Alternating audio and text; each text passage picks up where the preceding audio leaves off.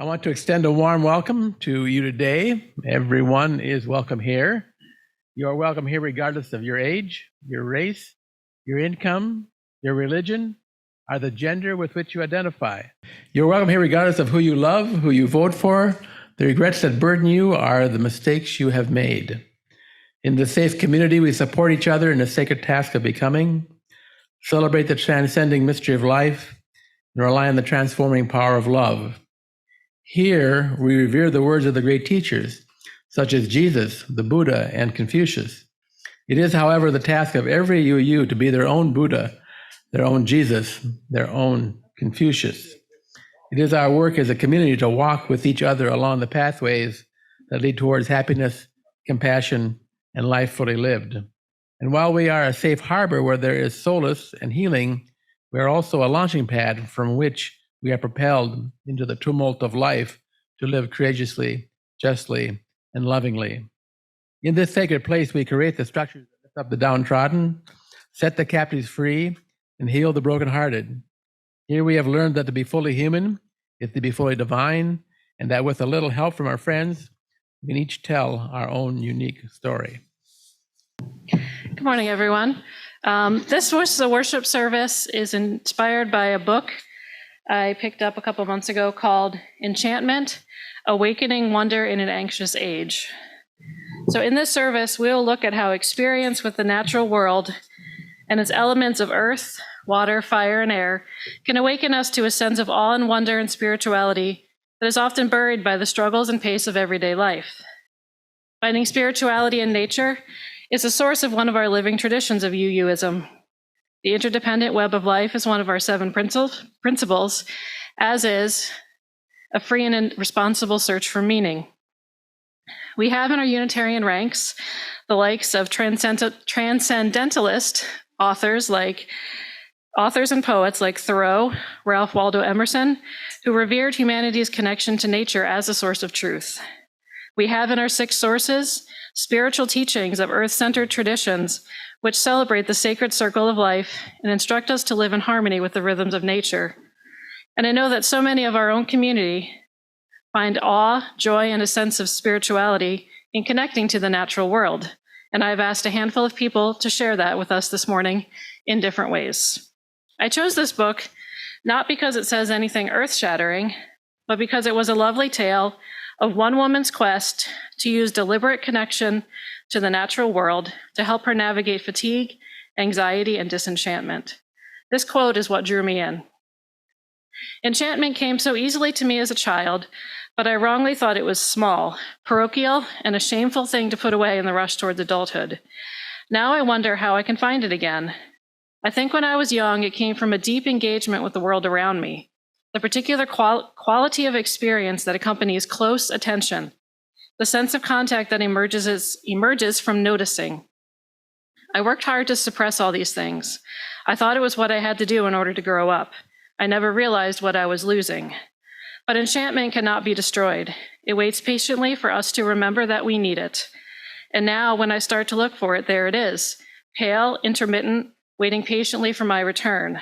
The sudden catch of sunlight behind stained glass, the glint of gold in the silt of a stream, the words that whisper through the leaves. Enchantment is a small wonder, magnified through meaning, fascination caught in a web of fable and memory. Blessed is the light that opens our eyes to nature's power, to her many solaces in busy or quiet moments. In your own backyard, in your own backyard, watching the invisible presences of air and wind, fluted birdsong, deer and her fawns, needing and sharing what you need, peace. So I didn't really write anything down too much, just like some random words that I was thinking, because I've just been thinking about gardening.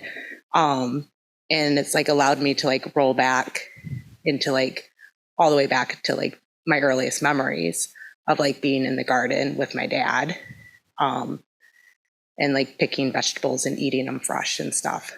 And that's like a really nice thing to be able to do. And then like thinking about now when I garden and like different times in my life when I've done it, I kind of look at it as like a gift that like the earth gives me, and a gift that I give to myself, and then a gift that other people give me in being in relationship with them, and then a gift I can give back to other people. So it's like this very reciprocal thing that's just like goes around and around. And I think when I looked at the word enchantment, like gardening is like this return to play, I think for me. That like play is like a huge just like theme in my life in general, like always wanting to be childlike and wanting to return to feeling like that enchantment, that play, that wonder in life. And I think gardening does that for me in like multiple levels. So I think the first level is like the physicality of it. So like it's very much like you have to like physically do something, and plays like that, right? And it's like you get to use tools, which are kind of like toys. And you get to like really, you can really get in there and like really use your body and like pull weeds and like dig the dirt. And I like that part of it, like losing myself in the physicality of gardening. And I know like what that does for me is allows me to like drop away like all my anxious thoughts and worries a little bit for a while. And that's like a really great thing. And then I think the other thing that it does is that like it slows me down too, where I get to kind of like get lost in like the little details of what's happening in the garden, like the little changes that are happening and stuff. And now that I have Ishmael and I bring him into the garden with me, I get to like do that with him, like the physicality of the garden and digging and tending to the garden. And then also like the slowing down and like looking at the changes, and then the harvesting and cooking food and just all those things that come with it. So yeah, those are my thoughts on gardening. Yeah. Now I'm going to go hang out with the kids. Thank you, Holly. That was perfect. A big part of this book is her working with her son and trying to keep his enchantment alive and to find her own sense of enchantment as she goes through these elements and some rituals and gardening with him. So now we move on to air. And first we have a poem called Rhapsody by our poet Nan Lundeen. The trills, the runs upscale and down, bark of the black cherry seldom still, trilling always.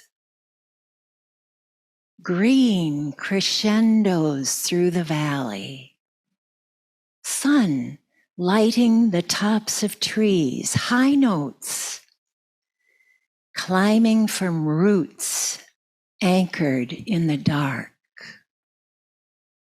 The solid, deep voice of an old oak. The meandering soul of the melodious maple. A goldfinch stepping across a limb like Chopin's notes finding home. Airy, suspended sounds. Leaves, the breeze tickles like keys. And there you are. A summer's day. And now we have Rachel going to speak to us about the magic and wonder of Cottonwoods along the theme of air. Now, before I talk about Cottonwoods, I'm actually going to talk about one of the earliest memories that I have. Because one of my first memories is of magic. From context and conversation, I know that it was one of the early days for my mom on our property, maybe a few years in, during a big push to get some big landscaping projects done before another summer's end. My mother took us out to explore and maybe find a way into the woods past the wetlands for an adventure. We did find an adventure in the form of a milkweed plant, the pod bursting with seeds ready to take flight. In the way of early childhood memories, my recollection of this is just a sliver of time abstracted from what happened before or after that moment. But I've always remembered that milkweed. because to me, that's when I learned that nature was magic. It just stuck with me, my first experience of something like that could even exist. Plants producing seeds like fairies to go and dance in the wind. So when cottonwoods started to spring up around our pond, I rejoiced. My uncle thought that my mom was crazy keeping those trash trees around. The fuzz gets everywhere. It will stick to your car and the side of your house. He just couldn't seem to understand that there was magic in watching the cottonwood seeds drift in the air. I've tried to encourage that sense of wonder gently, with small moments in my children in the same way it was given to me. A moment of mindfulness while we listen to the winds rush through the trees, flipping over a rock or a log to see what's underneath, and of course, the cottonwoods. We have 3, and they're like 25, 30 years old now. They're huge. And this past week was peak cottonwood. Now, things aren't great. It's like in generally speaking. As an understatement, I worry about many things in the world that my children will inherit. The challenges that they will have to face and how to prepare them to go out and face those challenges. But this past week, I got to see my son, this 12-year-old that won't even come up anymore for the story for all ages, but I got to see him just stop in his tracks when the wind picked up and just watch the blizzard of fluff swirl around him. It was just 1 second, but the look of wonder on his face, it made it all just melt away, and everything was perfect for that one moment. I did not grow up around cottonwoods, and I also find them magical. When it looks like it's snowing in June, it's like, wow, this is amazing. So now we move on to fire. And to start us off, I'm going to read a short piece from the book Enchantment. And previous to this selection, she and her son had watched a house fire at night in a housing development near them. And her son was having trouble sleeping because he was so worried about this fire that had consumed a house. I need to make something feel real. Tonight, I am trying to reintegrate fire back into our own mythology to make it safe again. Fire is only as safe as our behavior around it, I always tell Bert. We bring this unruly force into our lives to remind ourselves of what enchantment means, a practice at the edges of the power that sears through all existence. It will never, ever be ours to control. It will always demand our respect, our careful conduct, and our close attention. We have been to visit the burned out building today, to peer at it through police tape and take in its desolation. Bert needed to see it. In his mind, it is still burning and will burn on forever, a perpetual threat. But in reality, it is cold and damp, the skeleton of a building that we never knew whole. There are twists of metal and wood shards so black that it's velvety like animal pelt. It is, in its own way, tamed. I throw a sheaf of bay tree prunings onto my fire, the leaves dry and bronze. They crackle and I breathe in the scented smoke. A flare of flame, and then I watch the heat surge red through the narrow twigs, making them capillaries. Then they're gone, burned through, and the fire is working its way more slowly along the fatter branches, patterning them with its hunger. It is like witnessing desire in action, the way fire lusts for its fuel. Whenever this happens, whatever I do, all this will be ash in the morning. It is not my business to stand in the way of fire. I am ready, I think, to submit to it now, this new world and the new way I must live in it.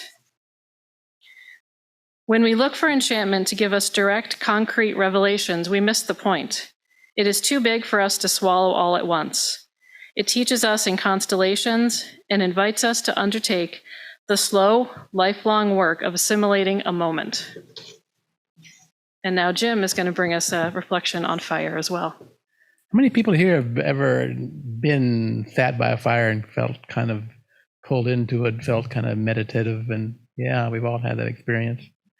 When I was a kid, I was fascinated with fires. Lived on a farm, and I call my parents' parenting technique something like benign neglect. So I had a lot of time for myself. And I don't know how old I was, but I got a hold of an old vinegar. Remember when vinegar came in a glass gallon jug? Yeah. And I put some gas in it because I had access to all that stuff. And I started a fire, and I started, and I was tossing the gas around. I loved how the fire arced on the gas. Well, of course, interestingly enough, when the vinegar jug got empty of gasoline, there was still the vapor in it. And when I arced up, it blew up on me, and I was covered in burning stuff and little cuts and stuff on my face and arm. And after I quit smoldering, I went to the house, and where we were having supper. Dad was there, and Dad said, "What happened to you?" And I said, "Well, I was attacked by a bunch of mosquitoes." And he says, "Well, unless they're fire-breathing mosquitoes, I don't believe you." So I don't know if they ever figured it out. So at any rate, years ago, when I was a young Air Force officer, I had to quickly egress a burning airplane. I discovered that terror of fire has for an instant a profoundly cleansing effect on the emotional palate. When Beth asked me to talk about one of Aristotle's 4 elements, I chose fire. The image that immediately came to me was the image of the fire carrier. We believe that fire was first used by humans in a consistent way about 400 to 500,000 years ago, about 200,000 years before the invention of spoken language, if you can imagine that. Back in that day, people did not have anything like matches or flint, strikers, or other fire-starting equipment like fire drills or fire saws. Those things have only been around for a few thousand years. So how did our prehistoric ancestors, who were mostly nomadic, start fires at their many far-flung campsites? The answer is they didn't. They used the same fire, possibly for many, many years, and maybe even for many generations. How did they do that? How did they keep the same fire going for years while they wandered over many hundreds or thousands of square miles of tribal territory? Answer, they used fire carriers. A fire carrier is a bundle of very finely divided tinder tightly wrapped in bark and then overwrapped in a layer of green vegetation, such as long grasses or vines. The carrier is about the size of the forearm of an average-sized man and is so reliable that it can even be immersed briefly in water and still function. Once the end of the fire carrier is lit, the fire burns into the tender core of the carrier, where it may smolder for days. When a fire is needed, a bit of the core of the carrier is exposed to air and additional tinder. A fire suitable for cooking, heating, encouragement, or keeping away wild animals reliably results. Fire must have seemed quite magical to prehistoric people. It seems likely that for our long ago ancestors, fire became more than a useful tool and quickly became a symbol for the sacred. I imagine, based on the fact that 400,000 years later, we are still using fire as a sacred symbol, as we see in our chalice, that both the fire and the fire carrier were considered sacred. I wonder, did those early transporters of fire carriers later become the shamans, priests, and priestesses of the prehistoric and ancient religions? Now, here's the interesting part about fire. Fire is the oxidation of a fuel. The process by which our bodies extract energy from the food we eat is the exact same process, oxidation. We are all fire carriers, both literally and symbolically. We are the fire. We are the ancient fire of life, and it is our choice how we will burn. Will we burn warm and cozy to provide heat and light for our families, our community, and for the common good? Will we burn fast and hot to burn down the structures of injustice, inequity, hate, and greed? Will we burn bright and light with a light that shines in the pathways of freedom and democracy? One thing life has shown us is that if you want to be filled with hope, meaning, courage, and passion, it is best to kindle your flame with love. Like all fires, you and I will eventually burn out. Until that time, the only question is, how will we burn. Thank you, Jim. And now we move on to the fourth element, which is water. I have a small reading I'm going to do from this book entitled Earth Prayers from Around the World. But since I was sort of inspired by Holly and Rachel's childhood memories that were, a sense of wonder for them, I just wanted to share one of my own around water. So I grew up in New Jersey, about an hour from the Atlantic Ocean, but my parents were not beach people, so we only got to go to the ocean like twice a summer. And it was always a big deal. And I always loved the ocean. I still love Lake Michigan, but I miss the salt water. So I remember once, I must not have been too young because I remember being on my own in the water. And I moved out past where the waves broke, so where the water was a little stiller. And it was not deep enough that I was over my head, so I could stand, but I could still feel the waves, pushing me up and down. And it was a gray, overcast day, but the beach was packed. So it was noisy, it was crowded, it was hot. But as I moved out past the breaker, past the crowds, and just floated there, I could see the gray ocean and the gray sky, and it looked like one. And I remember thinking, this is what heaven looks like. So I grew up as a Christian, so heaven was sort of always in my thoughts. And I've had that experience several other times, floating in Lake Michigan, in the Atlantic Ocean on gray days where the line between the water and the air fades. And I still think this is what eternity looks like. And so that is my sense of enchantment from water.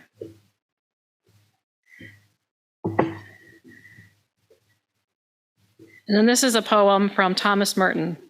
What a thing it is to sit absolutely alone in the forest at night, cherished by this wonderful, intelligible, perfectly innocent speech, the most comforting speech in the world, the talk that rain makes by itself all over the ridges, and the talk of the watercourses everywhere in the hollows. Nobody started it, nobody is going to stop it. It will talk as long as it wants, this rain, and as long as it talks, I am going to listen. And now to sort of wrap up our service a little bit, we have a short water meditation brought to us by Leanne. So for me, one of the most calming things and grounding things is to lay on the beach and listen to the waves. And so I did a 1-minute video of that for you. And I invite you to meditate on the waves of Lake Michigan. And I wrote this little haiku to introduce that. Water sound of waves scrubs my brain clean, breathing in and out, enchantment.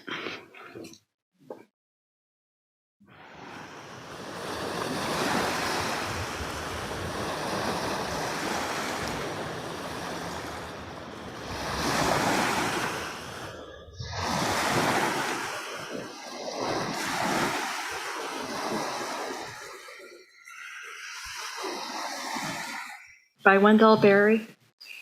What we need is here. Geese appear high above us, pass and the sky closes.